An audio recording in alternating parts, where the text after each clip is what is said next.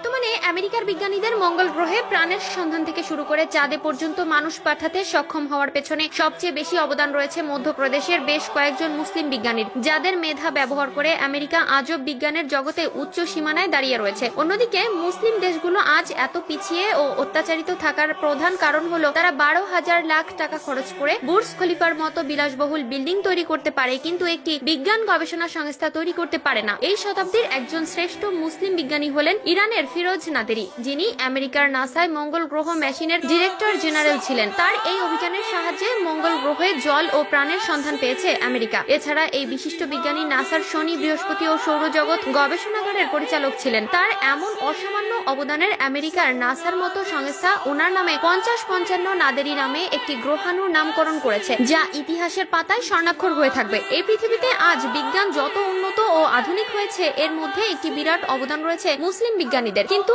আজ তা অনেকে স্বীকার করতে চায় না। মুসলিমদের স্বর্ণ উজ্জ্বল ইতিহাস ধীরে ধীরে মুছে দিতে চায় ইতিহাসের পাতা থেকে। আমেরিকার নাসা সহ বিভিন্ন বৈজ্ঞানিক সংস্থায় বিশিষ্ট মুসলিম বিজ্ঞানীদের অবদান রয়েছে, কিন্তু কোনো জায়গায় মুসলিম বিজ্ঞানীদের নাম নেই। মধ্যপ্রাচ্যের অনেক মুসলিম বিজ্ঞানীর জ্ঞান ব্যবহার করে বিজ্ঞানে উন্নতি এনেছে পশ্চিম বিশ্বগুলো, কিন্তু মুসলিম দেশগুলো বিজ্ঞানী চর্চা না করে শুধু বিলাসিতা এবং আরামায়েশে ব্যস্ত রয়েছে। আর এজন্যই এখনো মুসলিমরা নির্যাতিত এবং অপমানিত বিশ্ব দরবারে। আরো একজন বিশিষ্ট মুসলিম বিজ্ঞানী হলেন ইরানের ফিরোজ নাদেরি, যিনি 2000 সালে নাসার মঙ্গল গ্রহ মিশনে ডিরেক্টর জেনারেল। অথচ আজকের নতুন প্রজন্ম কয়জন ওনার নাম জানেন? তিনি মঙ্গল গ্রহে সফল 5টি অভিযান চালিয়েছিলেন, আর এই অভিযানে সেখানে জল ও প্রাণের সন্ধান পেতে সক্ষম হয়েছে। ফিরোজ নাদেরি ছিলেন একজন মুসলিম বিজ্ঞানী, যিনি নাসার জেট প্রফেশনাল ল্যাবরেটরিতে বিভিন্ন প্রযুক্তিগত এবং নির্বাহী পদে 34 বছর কাটিয়েছিলেন। নাসার মঙ্গল গ্রহ মিশনে ডিরেক্টর জেনারেল ছিলেন এই মুসলিম বিজ্ঞানী। তিনি 25 মার্চ 1946 সালে ইরানের সিরাজে জন্মগ্রহণ করেন। তিনি কাশকাই উপজাতিদের একটি দারিদ্র